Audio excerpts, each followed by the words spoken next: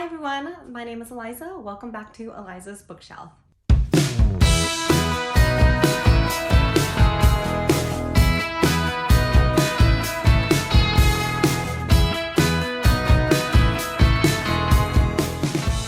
Today I want to go over a mini book haul.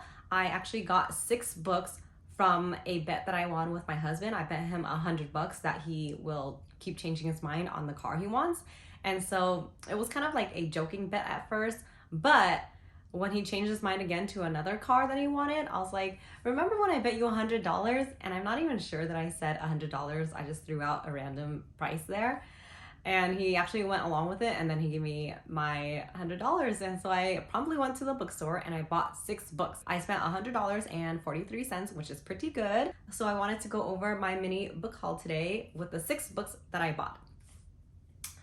Okay, so number 1 is Black Mouth by Ronald Malfi, and I've talked about this before.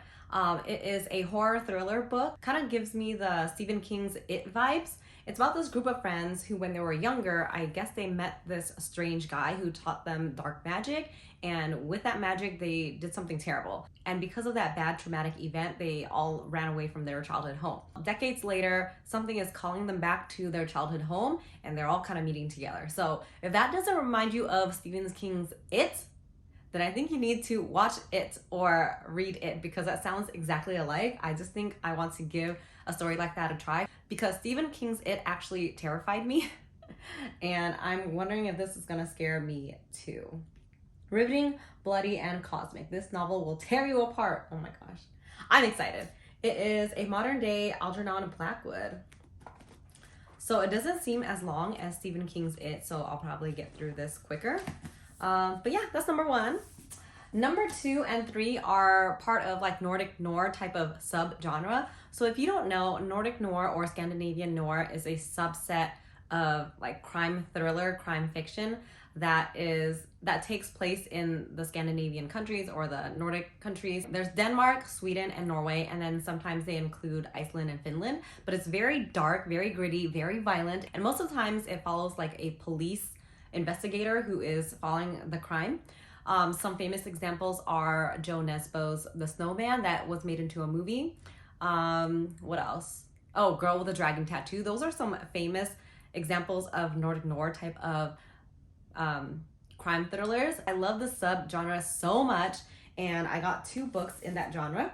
So the first one is Lars Kepler's The Mirror Man, and this is in a series that follows a police investigator named Juna Lina, I believe. This is number 8 in the series, and I think you can read it as standalones anyways, because I did jump into number 4 called The Sandman. I heard on Bookstagram that The Sandman was really good, so I read that one and I really liked it, and I'm kind of jumping around. So this is number 8. I think this girl gets kidnapped and tortured. She goes missing, and they find her months later dead.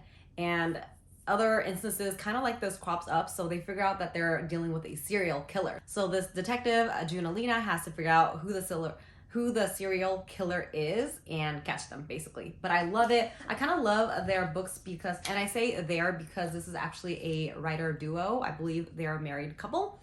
But I love their books because their chapters are super short. So if you like short chapters in a book, I think you'd like this one. For example, this book has like, I don't know, almost 100 chapters. The Sandman had about 80 chapters, and I thought that was a lot, but let me just check. This one has 98 chapters, but I'm excited to get into this one. And the next one is also a Nordic noir type of book. It is The Harbor by Catherine Enberg. And I don't know if you guys have heard of her books, but this is also in a series. It follows 2 detectives named Corner and Werner, I believe. I'm not too sure, because even though this is number 4, and I have book number 3 at home, I haven't actually read her books yet. But I heard The Butterfly House, number 3 in the series, is really good. I have that. I think I'm gonna read it soon. This is number 4 in the series. Number 5 is coming out, The Sanctuary. And so I want to really get into her books because I heard they were really good. The Harbor, this young boy goes missing, and they initially, since he's like a young boy, they say he's a runaway, but he left home like a weird note, and his family are like, you know, I don't think he's a runaway. This is not him, and what is up with this note? So they're trying to figure out what happened to him as the time is ticking down, you know? Because I don't know what they always say, it takes like 24 hours, and after the 24 hours, the chances of finding a person alive is slim. That's what they say. But yeah, a masterpiece of Nordic noir. So yeah, I am so excited. I guess I should read The Butterfly House first, and then read this one, and then pick up the Sanctuary. Actually, maybe I should start with book number 1, but I don't have book number 1, so maybe I will start with The Butterfly House. Yeah, so that's number 3. The next book I got is In the Shadow of Lightning by Brian McClellan. I actually never read any of his books before, but I saw this on the shelves at the bookstore, and Brandon Sanderson did say, great, excellent world building and a truly epic narrative combined into McClellan's finest work to date. And so just stamp Brandon Sanderson's name on a book and I'll definitely be intrigued. And so I don't know too much about this. I know there's this guy who's like supposedly very high up in like the chain of whatever. He's like a governor's son and things like that, but he doesn't like his responsibilities, so he runs away, and he's like living as this, I don't know, poor broke person. I'm not sure, but his mother is brutally murdered, and so he has to go back and resume his responsibilities, come back into the family, family line and things like that, and figure out what happened. So a lot of politics and a lot of mystery. And I read a little bit in the beginning at the bookstore. There's like this great magical world. Kind of reminds me of Mistborn, but this has to do with different glasses. Not glasses, but glass. So depending on a different glass, you have different abilities. Let me just read a little bit. Like, Cure Glass augments healing, Daze Glass augments euphoria, Fear Glass augments fear, and then there's different types of passive or inert God Glass. So the magic system sounds great and phenomenal. I think it reminds me a lot of Mistborn, but I'm ready to get into a magical world that I like as much as Mistborn. This is number 1 in the series. I'm kind of scared of getting into series that are not completely done yet because I have really bad memory. But I found with my YouTube channel, I've been, remembering things a lot more because I talk about it a lot. So hopefully that will help me out. So that's book 4. Yes. And book 5 and book 6 I got as part of like a BOGO deal. Buy one, get one, half off.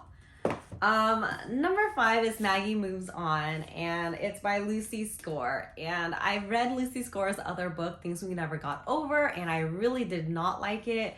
I did not like it, so let's just leave it there. And so if you're wondering why I bought this one, it's because the cover is so nice. Definitely a cover buy. I love the illustrations. I love the dog in the front because I love dogs. If you guys don't know, we had 4 dogs. One passed away and I was super sad. We have 3 dogs, and then my cousin-in-law is here, so we have 4 dogs in the house still. But I love dogs so much. So you just throw a dog in the cover and I'm like, hey, what's this about? So I'm excited to read this one. It's something about this girl who's moving on with her life. She doesn't really want a relationship, and then this guy comes in and is super cool. I'm just kidding. I don't really know what it's about, but that's what I'm getting from this cover. Let me see. House flipping sensation and YouTube star Maggie Nichols can't wait to dig into her next challenge. Arriving in teeny Kinship, Idaho, with only a cot and a coffee maker, Maggie is prepared to restore a crumbling Victorian mansion in 4 months or less. She has her to-do list, her blueprints, and her team. What she doesn't have time for is sexy laid-back landscaper Silas Wright. The man takes flirtation to a whole new level, and he does it shirtless, sometimes pantsless. That's weird. He and his service school dropout dog are impressively persistent, but she's not interested in putting down roots, not when fans tune in to watch her travel the country, turning houses into dream homes. A short-term fling, on the other hand, could fit nicely into her calendar. After all, Maggie remembers what fun is like vaguely. As her summer gets downright steamy, Silas manages to demolish the emotional walls she spent years building, sending Maggie into a panic. He's a wrench in her carefully constructed plans. With the end of the project looming, she has a decision to make. But how can she stay when her career is built on moving on? Okay, so Maggie Moves On. Apparently she's like this YouTube star who does a lot of house flipping, and so she's always on the go. She doesn't want to put down roots, but this guy next door with his dog is breaking down her walls. But hopefully it is not as bad as I thought of Things We Never Got Over. I'm hoping I will like this better because this trope I maybe like better. but we'll see. Tessa Bailey did write something on top, says, laughs, expert storytelling, and full body swoons. So Tessa Bailey's books are kind of hit or miss for me too. We'll see. I like the font too. I think it's kind of awesome or easy to read when the font and, you know, the size or whatever in the book is appeasing to my eyes. So that makes it easy to read too. Last but not least is Falling by TJ Newman. I don't know if anyone has ever heard of this book. I haven't really heard people talk about this book online on YouTube or Bookstagram, whatever. That's kind of what I like about browsing the bookstore, because I just go through all of the aisles and try to figure out what catches my eye, and I can't really do that on Instagram or on YouTube all the time because it's just a lot of the same books sometimes. But yeah, so this is actually turning into a movie, and I heard about this book a long time ago, and I've always been intrigued. And then when I saw it again at the bookstore and I saw that it was turning into a movie, I was like, well, I think it's perfect time to pick it up.